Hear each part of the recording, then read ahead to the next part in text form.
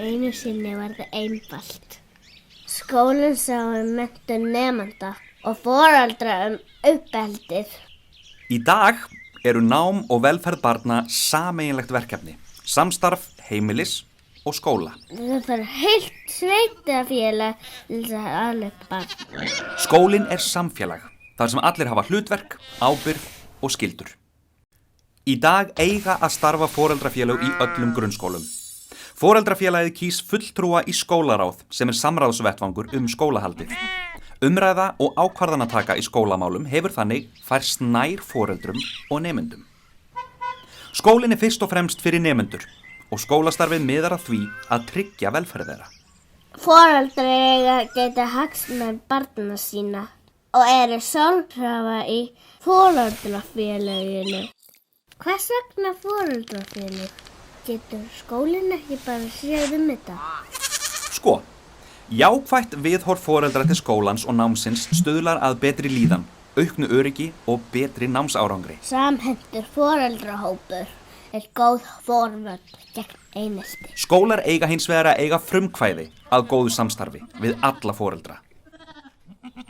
Hlutverk stjórnar foreldrafélagsins og bekkjarfulltrúa er ekki bara að skipuleggja viðburði og útdeila verkefnum, þó ekki megi vanmeta gott páskabingó eða hrekkjavökudiskó til að hrista hópinn saman. Eitt mikilvægasta verkefni foreldra er að ræða saman og skilgreina hvernig þeir haga samstarfinu börnin. Og þar sem foreldrarnir eiga ekki leið í skólan daglega er mikilvægt að þeir fái tækifæri til að hittast og spjalla og líka til að kynnast starfinu í skólanum. Haustfundur foreldra og umsjónarkennara er kjörinn vettvangur til að ræða samstarfið nemendur, upplýsingagjöf og samskipt. Foreldrar ættu einnig að ræða sín á milli uppeldisleg gildi, svo sem svefntíma, útivistartíma og tölvunotkun, afmælisveislur og önnur sameiginleg málefni.